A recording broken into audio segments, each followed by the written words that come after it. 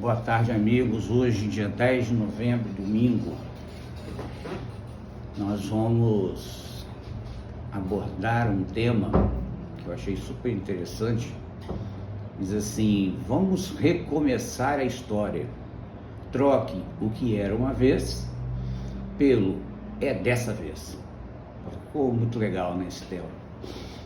Vamos lá. Ainda há esperança para quem se mantém forte espiritualmente, tá? Até a doença perde a sua eficácia, mas a zona de conforto vira maca de hospital. Cuidado. Em Provérbios 18, verso 14, diz assim: o espírito firme sustenta o homem na sua doença, mas o espírito abatido, quem o pode suportar? É uma coisa óbvia até, né? Você já deve ter ouvido esse ditado popular: o que os olhos não veem, o coração não sente. Mas é justamente o que não se vê é que move os sentimentos e toda sorte de fantasias e paixões humanas, ou realidades espirituais reais e divinas. Agora, o que se são coisas efêmeras, transitórias, de curta duração, mas que infelizmente são referenciais mais utilizados por nós para viver neste mundo paradoxal? Não se entorpeça com o óbvio. Não tem como comparar a insignificância, coisa vista, como um coração bombardeado pelo invisível, que pode ser dilacerado ou reconstruído justamente pelo que você não vê nunca. Fracasso e covardia é sucumbir à opinião alheia e não ouvir a voz invisível, sem som de Deus em você. Em 2 Coríntios 4,18 diz assim: não atentando nós nas coisas que se veem, olha o que ele fala, mas nas que não se veem, porque as que se veem são temporais e as que não se veem são eternas. Observe. Infelizmente, a cobra mordeu o encantador e este se feriu. Coloque os textos abaixo em paralelo e você vai notar claramente que 1 Coríntios 15:56 é a lei e a força do pecado, tá? E em Romanos 1:16 o evangelho é a força de Deus. Como eu não consigo ainda manusear bem isso, eu vou colocar ele aqui, entendeu? Eu deixei a foto no outro celular e eu vou deixar aqui, vou ver se eu consigo acertar, tá? Treinei aqui antes, vou deixar isso aqui junto, ó, para você, para ver se você consegue ver, ó. Aí você pode printar depois e você vai entender.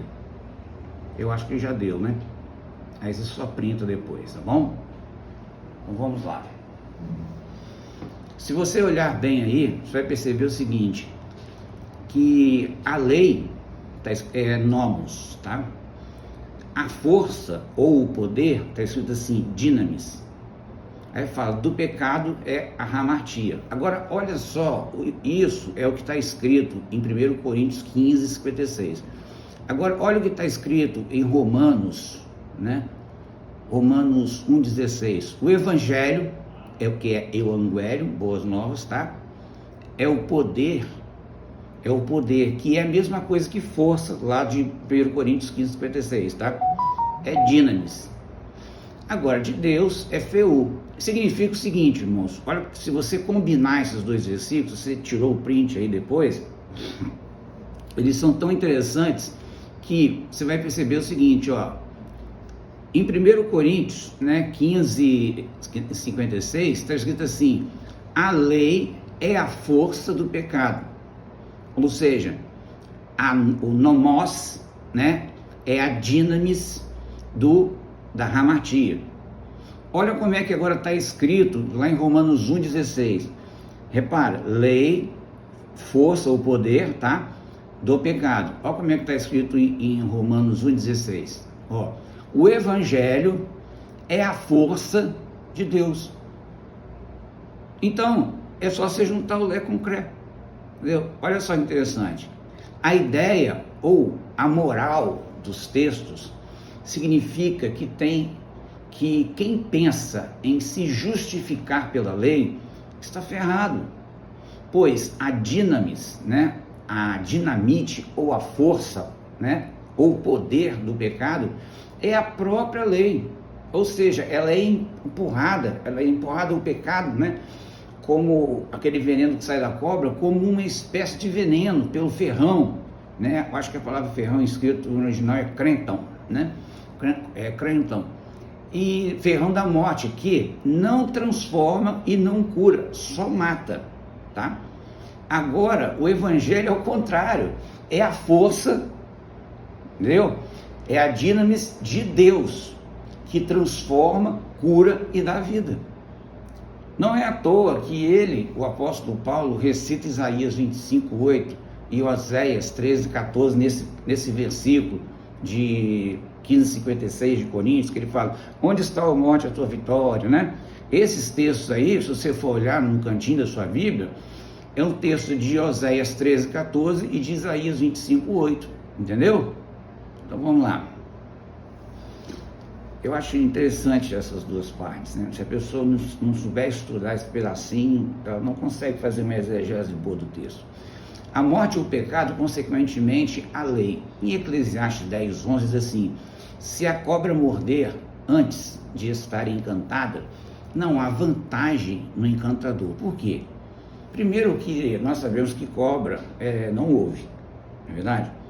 E ela fica fazendo aqueles botes, né, aquela dança.